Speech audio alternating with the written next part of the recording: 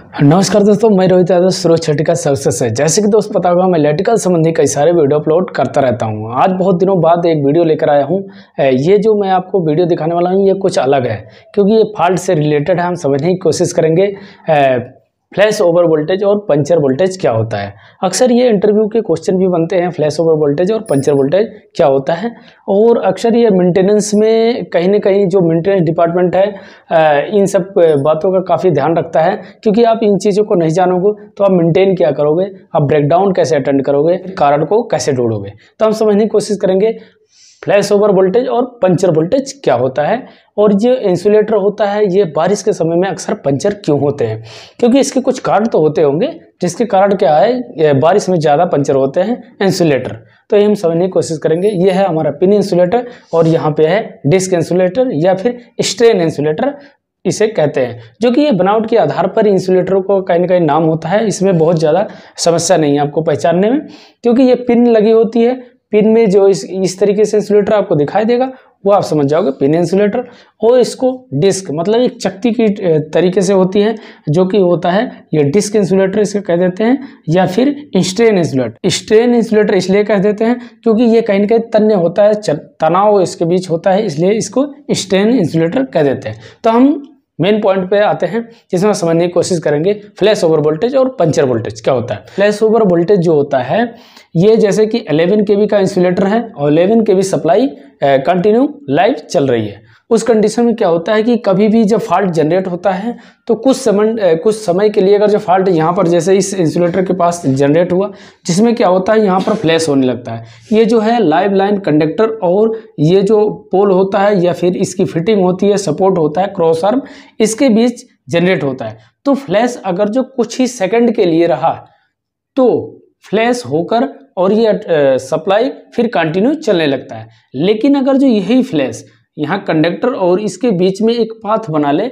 और लगभग 3 second 5 second से ज़्यादा टाइम तक यह चलता रहे, तो यह फ्लैश बन जाता है पंचर वोल्टेज।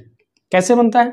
क्योंकि जब यहाँ से यहाँ के बीच काफ़ी समय तक फ्लैश जो होता है, आप देख सकते हैं वीडियो में, फ्लैश होता हुआ इंसुलेटर, जब इसमें ज़्यादा समय तक फ्लैश होगा, ये इंसुलेटर गर्म होगा, इसमें पिन है ये भी गर्म होगी, तो ये जो इसके बीच ऐसे कुछ इस तरीके से होता है और ये इसमें अंदर सीमेंट भरे होते हैं और ये सीमेंट के बीच में चूड़ियाँ कटी होती हैं, जिसके बीच यह पिन कहीं ना कहीं टाइट किया जाता है।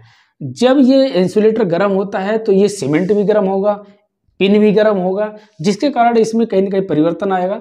यह ज़्यादा समय चलने की वजह से ये इंसुलेटर क्रैक हो जाएगा या फट जाएगा। जो क्रैक या फट जाएगा तो कहीं ना कहीं यहाँ तक आपका जो पिन है और इसके बीच कुछ इस तरीके से वोल्टेज एक पाथ बन जाएगा, जो कि 20 से। आप इस तरीके से इंसुलेटर के बारे में जानना चाहते हो तो मेरे चैनल को सब्सक्राइब करें, वीडियो को लाइक करें और कमेंट करके जरूर बताइए आपको वीडियो कैसे लगी। हम वीडियो में आगे बढ़ते हैं। और यह इंसुलेटर पंचर हो जाएगा, यह चलने के काबिल नहीं रहता है, यह डायरेक्ट जो है कंडक्टर ये सपोर्ट से कनेक्ट हो जाता है इस तरीके से यह कहीं ना कहीं इंसुलेटर पंचर हो जाता है। अब हम समझते हैं बारिश के समय में अक्सर क्यों पंचर होता है। बारिश के समय में क्या होता है, अगर जो ये पेड़ों के बीच में से गुजर रहा है इंसुलेटर, जैसे आप एक वीडियो देख सकते हैं, यह वीडियो वहाँ का है जहाँ पर इंसुलेटर पंचर हुआ था। वहाँ पर क्या हुआ कि पेड़ों के बीच में था और सूखी हुई टहनी थी। एक बार यह फीडर बंद हो गया, दोबारा क्या हुआ, जब हमने इसको चालू किया तो यहाँ पर फ्लैश होकर पंचर हो गया इंसुलेटर। और यह फ्लैश क्यों हुआ और पंचर क्यों हुआ? यहाँ से यहाँ के बीच एक जो है टहनी ऐसे पड़ी हुई थी, जो कि कंडक्टर से सीधे क्रॉस आर्म पर। तो ये कहीं ना कहीं टहनी सूखी थी और बारिश होने की वजह से भीग गई, ये पूरी तरीके से गीली हो गई, जिससे कंडक्टर से लेकर यहाँ एक पाथ बन गया, जो कि यहाँ से यहाँ तक वोल्टेज फ्लैश होने लगा। यह वोल्टेज काफ़ी समय तक फ्लैश हुआ, जिसके कारण क्या हुआ, यह इंसुलेटर पंचर हो गया। और इंसुलेटर पंचर होने के बाद इसमें जब फॉल्ट जनरेट हुआ तो उसके बाद ये कंडक्टर पूरी तरीके से इस कंडक्टर में कंपन होने लगा, जिससे हमें समझ में आ गया कि यहाँ पर कहीं ना कहीं कोई फॉल्ट है। हमने सर्च करना शुरू किया तो यह इंसुलेटर पंचर मिला, जो कि पंचर जो था आप कुछ इस तरीके से देख सकते हैं।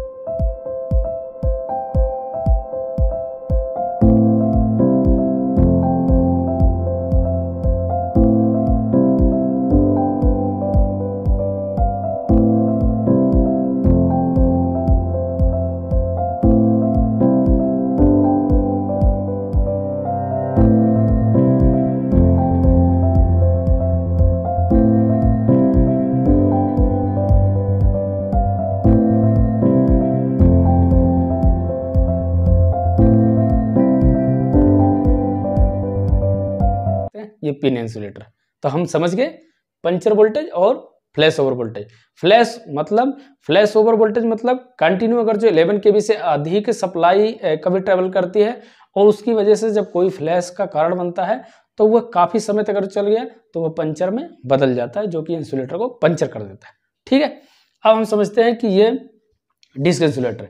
डिस्क इंसुलेटर जैसे इसका नाम है, डिस्क चकती की तरह बना होता है। इस तरीके से आप देख सकते हो, ये हमारे पास डिस्क इंसुलेटर था जो कि यहाँ फ्लैश होने की वजह से कुछ इस तरीके से आप देख सकते हो ये कैसे हो गया है।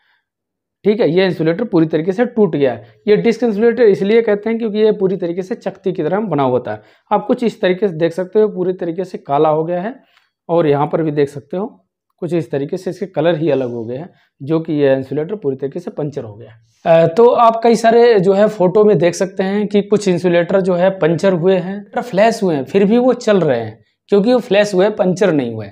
तो मैंने आपको जैसे समझाया था, फ्लैश ओवर वोल्टेज, फ्लैश तो हो जाएगा लेकिन वो पंचर नहीं हुआ तो कंटिन्यू सप्लाई कंटिन्यू चलती रहेगी, कोई दिक्कत नहीं है। तो कभी कभी आप देखते होंगे ये फ्लैश तो हुआ है लेकिन कोई दिक्कत नहीं, सप्लाई चल रही, वो फ्लैश हुआ, पंचर नहीं हुआ। फोटो में भी कई सारे आप फोटो देख सकते हैं। ये भी इंसुलेटर पंचर हुआ है, डिस्क इंसुलेटर।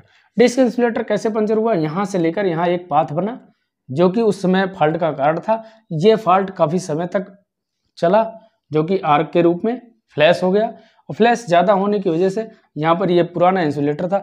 एक इंसुलेटर की उम्र कम से कम 20 से 25 साल होती है, लेकिन किसी भी कारणवश इसके मटेरियल में कोई डिफेक्ट आ जाता है, जैसे इसमें पोर्स बन जाते हैं, मतलब छिद्र बन जाते हैं, जिसकी वजह से क्या होता है इसमें मिट्टी जम जाती है। मिट्टी जमने की वजह से बारिश हुई, उसमें नमी आ गई, जिसके कारण भी ये कहीं कहीं इसके प्रॉपर्टी में बदलाव आ गया, जिसके कारण भी इंसुलेटर पंचर हो जाता है। अक्सर बारिश में ज़्यादा पंचर होता है। ठीक है, डिस्क इंसुलेटर में भी इसी तरीके से ये एक फॉल्ट जनरेट हुआ और फॉल्ट जनरेट होने की वजह से ये काफ़ी समय तक चला। काफ़ी समय तक जब चला तो ये कहीं ना कहीं पंचर वोल्टेज का कारण बना, जो कि ये पूरी तरीके से इंसुलेटर कुछ इस तरीके से आप देख सकते हो फोटो में, ये पूरी तरीके से पंचर हो गया। ठीक है, अब इसमें देख सकते हो ये जो आयरन कप होता है ये कप की तरह बना होता है, इसे आयरन कप कहते हैं। ये डी की तरह बना होता है, इसको हार्डवेयर कहते हैं, जो कि पोल साइड लगा होता है और ये हार्डवेयर फिटिंग होती है जो कि कहीं ना कहीं ये कंडक्टर के साथ जुड़ा होता है। स्टैंड इंसुलेटर इसलिए कहते हैं कहीं ये तन्य पूरी तरीके से इसे खींच के रखता है, इसीलिए स्टैंड या तन्य इंसुलेटर कहते हैं। डिस्क इंसुलेटर इसलिए कहते हैं क्योंकि एक चकती की तरह बना होता है। पिन इंसुलेटर इसलिए कहते हैं क्योंकि इसमें पिन लगी होती है, जो कि इस तरीके से जीआई का देख सकते हो, इसलिए इसको पिन इंसुलेटर कहते हैं। तो हमने आपको समझाने की कोशिश किया कि पंचर वोल्टेज क्या होता है और फ्लैश ओवर वोल्टेज क्या होता है, और मैंने आपको समझाने की कोशिश किया ये बारिश के समय में अक्सर पंचर क्यों होता है। दूसरी बात हमने जानने की कोशिश किया कि पिन इसे इंसुलेटर क्यों कहते हैं, इसको डिस्क कहते हैं या फिर स्टैंड इंसुलेटर क्यों कहते हैं। तो आपको यह वीडियो कैसी लगी? आप चैनल को सब्सक्राइब करें, वीडियो को लाइक करें, अपने दोस्तों के साथ भी शेयर कर सकते हैं, जो कि इंटरव्यू के भी क्वेश्चन बनते हैं फ्लैश ओवर वोल्टेज और पंचर वोल्टेज। ठीक है, आपको यह वीडियो कैसे लगी? वीडियो को लाइक करें, चैनल को सब्सक्राइब करें। वीडियो देखने के लिए बहुत बहुत धन्यवाद।